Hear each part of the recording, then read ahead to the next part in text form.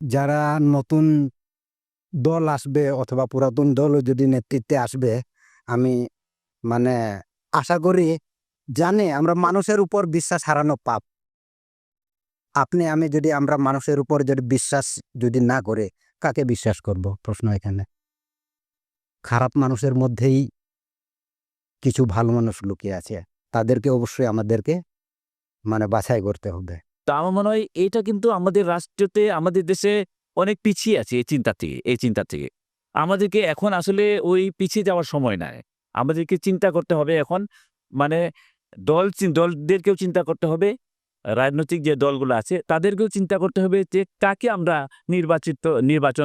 নির্বাচিত করতে পারি। আঙ্কেল বলছেন যে একজন মানুষকে নির্বাচিত করার দলীয় কিছু দায়িত্ব থাকে, যেমন উনি ভালো মানুষ কিনা, উনি আমাদের দল থেকে ওনাকে যে আমরা নির্বাচিত করব, উনি কি ভালোভাবে আমাদের দেশের কাজটা করতে পারবেন কিনা, এটাও আমাদের দলেরও কিছু জানা বোঝা উচিত। এটা কি আমাদের বোকামি, নাকি আমরা জাস্ট অন্যের কথায় বিশ্বাস করে ফেলছি, আমাদের আর কোনো উপায় নেই দেখে? সুক্রোলোজ থেকে তৈরি স্কোয়ারের জিরো ক্যাল চিনি বাদ মিষ্টি স্বাদ। যদি বলতে চান, আমরা একজনকেই বারবার বিশ্বাস করি, কিংবা আমরা জেনে বুঝে বিশ্বাস, কিংবা অন্যজনের একটা, যেমন আমাকে আমার কাজিন একজন বললো যে না উনি ভালো মানুষ, আমিও চোখ বন্ধ করে ওনাকে ভোট দিয়ে দিলাম।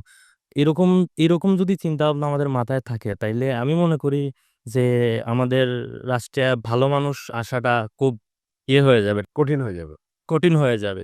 রাষ্ট্র পরিচালনার ক্ষমতায়ন করতে হলে আমাদের অবশ্যই বিশ্বাসটা প্রতিমা, এটা জনগণের মাঝে কিংবা আমাদের মাঝে এই বিষয়টা বিশ্বাসের যে বিষয়টা ওটা প্রতিষ্ঠিত করতে হবে।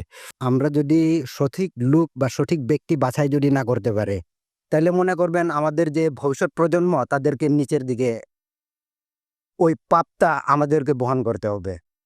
আপনি যদি 5 বছরে যদি নেতৃত্বে থাকেন, আমাদের ভবিষ্যৎ প্রজন্ম 5 বছর পিছনে পড়বে। আপনি 5 বছর ভালো নেতৃত্ব দেওয়া মানে কি, আপনার বাংলাদেশ 5 বছর অনেক উপরে এগিয়ে যাবে।